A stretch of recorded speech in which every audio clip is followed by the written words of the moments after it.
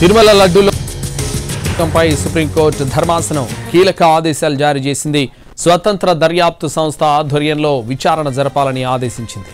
CBI director పర్యవేక్షణలో లడ్డూ ప్రసాదం కల్తీ వ్యవహారంపై దర్యాప్తు జరుగుతుందన్నారు జస్టిస్ గవాయ్. ఇందులో సిబిఐ నుంచి 2 అధికారులు, 2 రాష్ట్ర ప్రభుత్వ అధికారులు, ఫుడ్ సేఫ్టీకి సంబంధించిన ఓ అధికారి సభ్యులుగా ఉండనున్నారు. మరోవైపు ప్రసాదంలో నిజంగా కల్తీ జరిగితే మాత్రం అది ఆమోదయోగ్యం కాదన్నారు జస్టిస్ గవాయ్. లడ్డూ ప్రసాదం విషయంలో రాజకీయం చేయడం తగదన్నారు.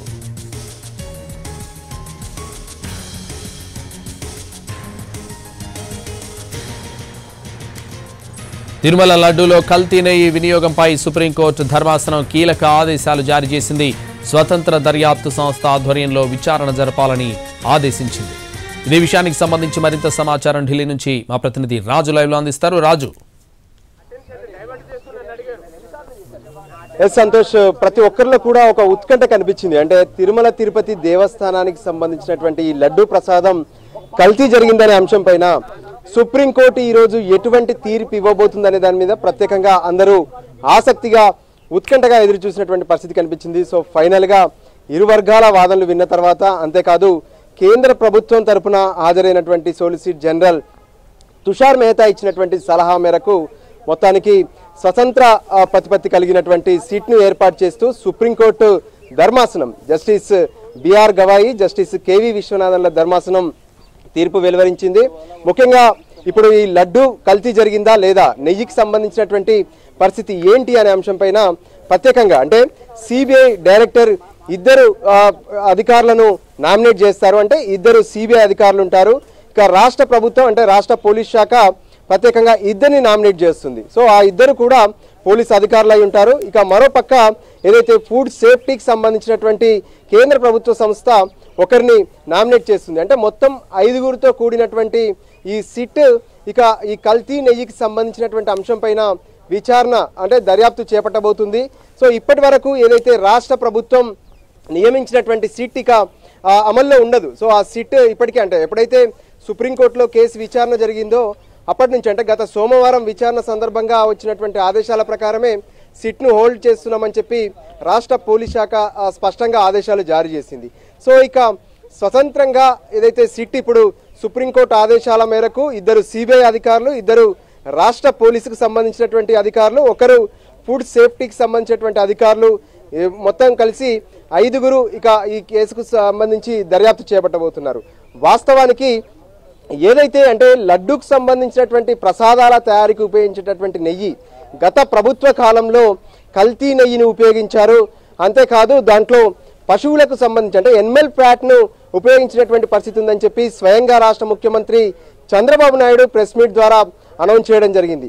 సో దాంతో ఏదైతే ప్రపంచవ్యాప్తంగా ఉన్నటువంటి శ్రీ వెంకటేశ్వర స్వామి భక్తులందరూ కూడా అయోమయానికి గురవుతున్నారు, వాళ్ళందరూ కూడా ఆవేదన వ్యక్తం చేస్తున్నారు, వాళ్ళందరూ ప్రభావితం అవుతున్నారనే అంశాలపైన ప్రత్యేకంగా సుప్రీంకోర్టును బీజేపీ సీనియర్ నేత సుబ్రహ్మణ్య స్వామి, దాంతోపాటు టీటీడీ మాజీ చైర్మన్ వైవి సుబ్బారెడ్డి మరో 2 కూడా సుప్రీంకోర్టును ఆశ్రయించారు. సో ఇంతకీ కల్తీ జరిగిందా, కల్తీ జరిగితే దీనికి సంబంధించినటువంటి అక్కడ ఉన్నటువంటి మెకానిజం ఏంటి, వాస్తవాలన్నీ కూడా ప్రపంచవ్యాప్తంగా ఉన్నటువంటి భక్తులందరికీ కూడా తెలియాలని చెప్పి వాళ్ళు కోరడం జరిగింది. అంతేకాదు జ్యుడిషియల్ ఎంక్వైరీ కానీ సిబిఐ ఎంక్వైరీ కానీ జరపాలనేటువంటి ప్రేయర్ కూడా వాళ్ళ పిటిషన్ల ద్వారా కోర్టు ముందు పెట్టడం జరిగింది.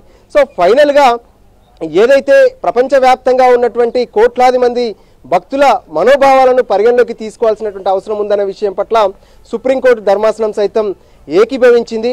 సో ఇందులో వాస్తవాలు తెలియాలంటే ఇప్పుడు ఏదైతే తుషార్ మెహతా సోలిసిటర్ జనరల్ ఇచ్చినటువంటి సలహా మేరకు తను ఇచ్చినటువంటి సలహాను కనుక పరిశీలిస్తే వాస్తవానికి గత సోమవారం విచారణ సందర్భంగా చివరిలో సోలిసిటర్ జనరల్ను సలహా అడిగారు. అంటే ఇప్పుడున్నటువంటి సీట్ను కొనసాగించాలా లేదంటే స్వతంత్ర ప్రతిపత్తి కలిగినటువంటి దర్యాప్తు సంస్థకు ఈ కేసును అప్పగించాలనే విషయంలో సోలిసిటర్ జనరల్ తమకు సాయం చేయాలనే విషయాన్ని స్పష్టంగా ఆదేశించారు. సో దానికి అనుగుణంగానే ఈరోజు కోర్టు ప్రారంభమవుతున్నటువంటి సమయంలోనే సోలిసిటర్ జనరల్ ఈ కేసును మొత్తం కూడా పరిశీలించాను.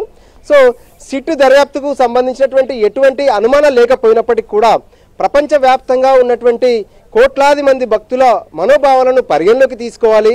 అంతేకాదు ఈ కేసుకు సంబంధించినటువంటి దర్యాప్తులో కేంద్ర ప్రభుత్వ అంటే ఏదైతే కేంద్రంలో ఉన్నటువంటి దర్యాప్తు సంస్థల పర్యవేక్షణలో గనక ఈ దర్యాప్తు సాగితే మరింత భక్తులందరూ కూడా సాటిస్ఫై అయ్యేటటువంటి పరిస్థితి ఉంటుంది కాబట్టి ఆ పర్యవేక్షణ అవసరం అనే విషయాన్ని కోర్టు ముందు చెప్పారు. సో దానికి అనుగుణంగానే ఫైనల్గా ఏదైతే సిబిఐ నుంచి ఉన్నటువంటి ఇద్దరు, మరోపక్క రాష్ట్ర ప్రభుత్వం నుంచి ఇద్దరు, ఎవరైతే ఈ ఎఫ్ఎస్ఎస్ఐ నుంచి ఉండేటటువంటి మరొకరు, సో మొత్తం ఈ 5గురితో ఇక సిట్ విచారణ అనేది జరగబోతుంది. అంటే ఓవరాల్గా సిబిఐ వాళ్ళు ఈ కేసును లీడ్ చేయబోతున్నారు అనేది స్పష్టంగా అర్థమవుతుంది.